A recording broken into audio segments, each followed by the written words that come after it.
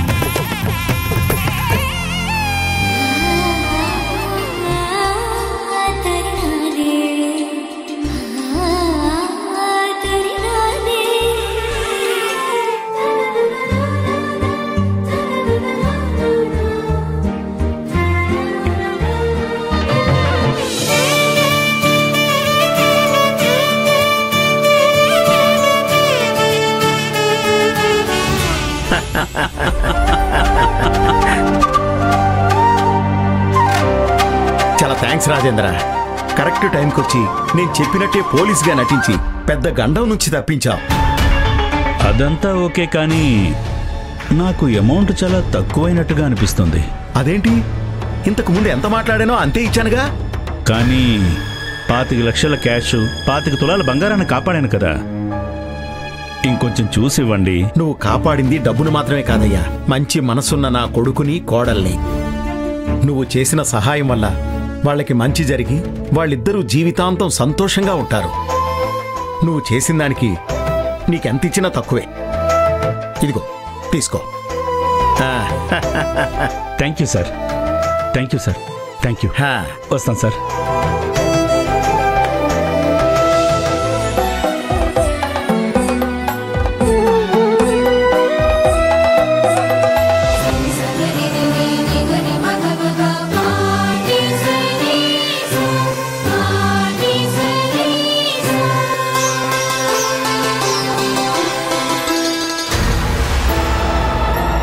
అమ్మా, ఆ పోలీసులకు ఎవరు ఇన్ఫర్మేషన్ ఇచ్చుంటారు? ఏమోనే, సడన్ గా వాళ్ళు వచ్చేసరికి నా కాళ్ళు చేతులు ఆడలేదు. భయంతో గుండాగిపోయేంత పని అయింది. ఎవరో కావాలనే పోలీసులకి చెప్పినట్టున్నారు. వాళ్ళెవరో కానీ నాకు తెలియాలి. అప్పుడు చెప్తాను వాళ్ళ సంగతి. వాళ్ళ సంగతి తర్వాత పోలీసులకు దొరకనందుకు సంతోషించు. లేదంటే ఈ టైంకి నువ్వు, నేను, మన కుటుంబం మొత్తం జైల్లో ఉండేవాళ్ళం.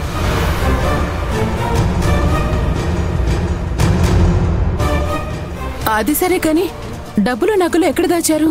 ఇప్పుడు అవన్నీ ఎందుకు? మళ్ళీ పోలీసులు రావడానికా? అది కాదండి, అలాగని అవి తీసుకోకుండా వాళ్ళ దగ్గరే వదిలేస్తామా ఏంటి? నా దగ్గర ఒక ఐడియా ఉంది. దాన్ని ఫాలో అయితే మీకే ప్రాబ్లం ఉండదు. ఏంటది? 25 లక్షల డబ్బు, 25 తులాల బంగారం, ఈ రెండూ మనకు వచ్చినట్టే కదా. వాటిని కొన్ని రోజులు హరి బ్యాంక్ లాకర్లో పెడదాం.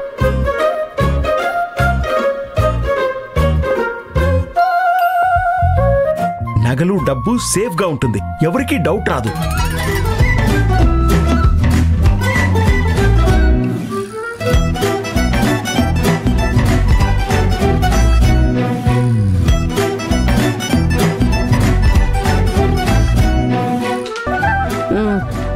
ఈ ఐడియా ఏదో బానే ఉన్నట్టుందండి.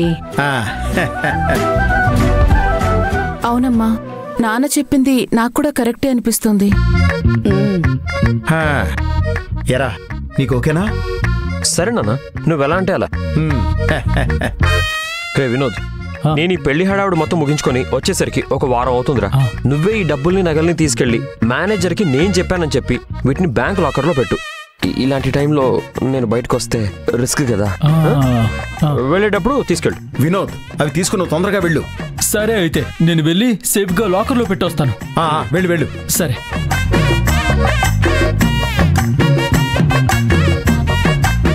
ఇప్పుడు మీరు ప్రశాంతంగా ఉండండి.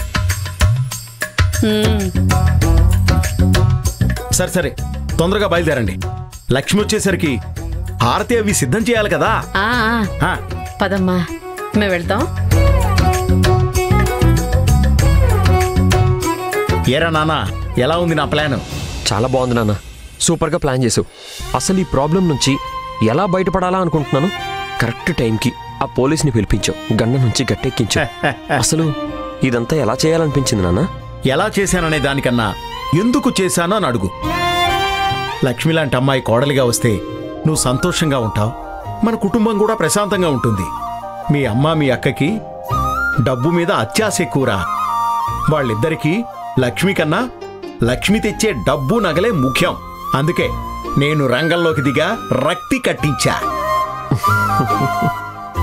అరే, మీ అమ్మ ఎవరికీ భయపడదురా, కానీ తన్నెలా భయపెట్టాలో నాకు బాగా తెలుసు.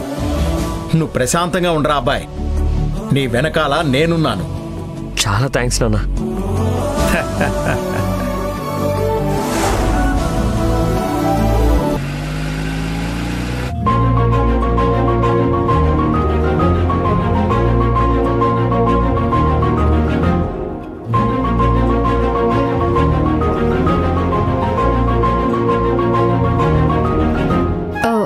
అన్నా, కొంచెం ఏసీ పెంచండి. అలాగే మేడం.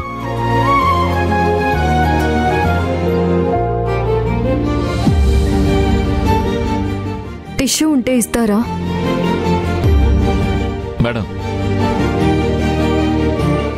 ఏమైందండి? చెమట తుడుచుకోవడానికి. బానే ఉన్నారు కదండి. నాకు కాదు, మీకు. ఓహో, తీసుకోండి. Thank you.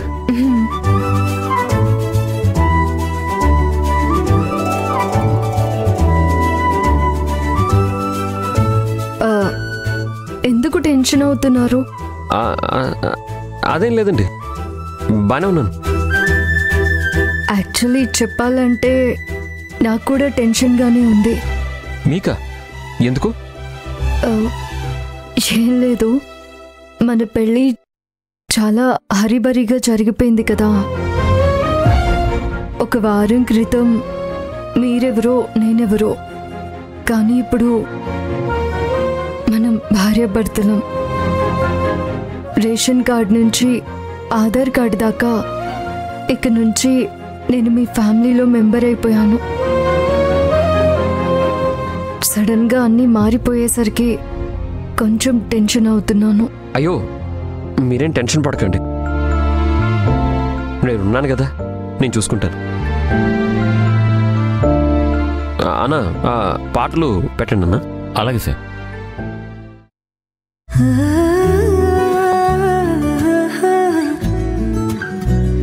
తొలి తొలి ఆసే వందే మనసా తెలుసా తెలుసా పెదవుల పైన చిరునవ్వై. మీకు పాటలు వినడం అంటే చాలా ఇష్టమా? అంటే ప్రత్యేకించి పాటలు ఎప్పుడు పెట్టుకోనండి, ఎప్పుడైనా అప్పుడప్పుడు. తగదనుకున్నా బావుందా? మీకు తెలుసా, నేను అస్సలు పెళ్లి చేసుకోకూడదు అనుకున్నాను.